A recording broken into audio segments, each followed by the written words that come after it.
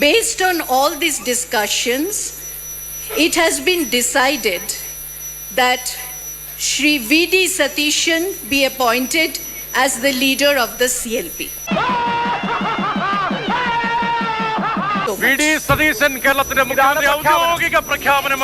ഈ ലോകത്തോട് മുഴുവൻ വിളിച്ചു പറയൂ. Once again, Dodi is on the way. ഔദ്യോഗിക പ്രഖ്യാപനം. പ്രതിപക്ഷ നേതാവ് വി.ഡി. സതീശൻ മുഖ്യമന്ത്രി പദത്തിലേക്ക്. 360 ഡിഗ്രിയിൽ വട്ടത്തിലും കുഴപ്പമായോ? സമയം കിട്ടുമ്പോഴൊക്കെ അതിലൊന്ന് ന്യൂസൊക്കെ വെച്ചു നോക്ക്. എ.സി.സിയുടെ ഔദ്യോഗിക പ്രഖ്യാപനം. ഔദ്യോഗികമായി മുഖ്യമന്ത്രിയായി വി.ഡി. സതീശനെ പാർലമെന്റ് പാർട്ടി ലീഡർ എന്ന് പറഞ്ഞാൽ സ്വാഭാവികമായി അടുത്ത പദവിയിലേക്ക് മുഖ്യമന്ത്രി. காரு வர சத்தம் கேக்குது. ஜெயிலர் வந்துட்டாருன்னு நினைக்கிறேன்.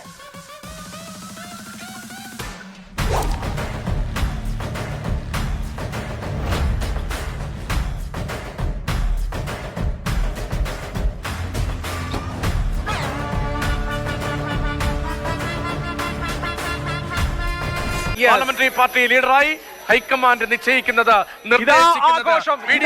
ആവേശം. വി.ഡി. സതീശൻ ഇതാ കേരളത്തിന്റെ മുഖ്യമന്ത്രിയായിരിക്കുന്നു. തൂക്കി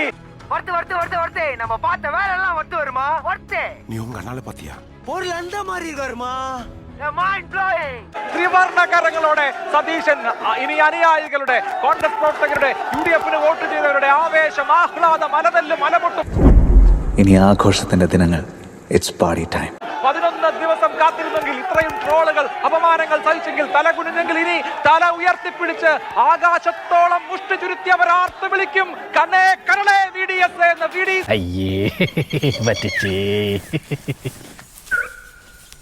രാജ്യത്തിന്റെ ഐക്യവും അഖണ്ഡതയും ജനാധിപത്യവും മതേതരത്വവും കാത്തുസൂക്ഷിക്കാൻ ബാധ്യസ്ഥനായ അച്ചടക്കമുള്ള ഒരു പാർട്ടി പ്രവർത്തനം എന്ന നിലയിൽ ഹൈക്കമാൻഡിന്റെ തീരുമാനം അംഗീകരിക്കുന്നു. സതീശൻ കേരളത്തിന്റെ പുതിയ മുഖ്യമന്ത്രിയായി ഇതാ പ്രഖ്യാപിക്കപ്പെട്ടിരിക്കുന്നു.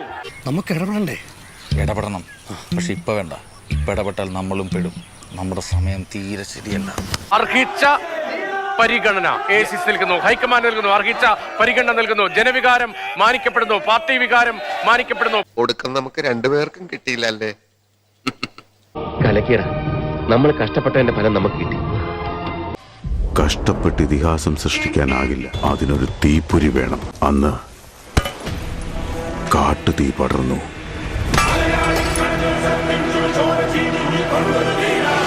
ഇതാണ് ആദ്യത്തെ അധ്യായം. കഥ ഇനിയാണ് ആരംഭിക്കുന്നത്.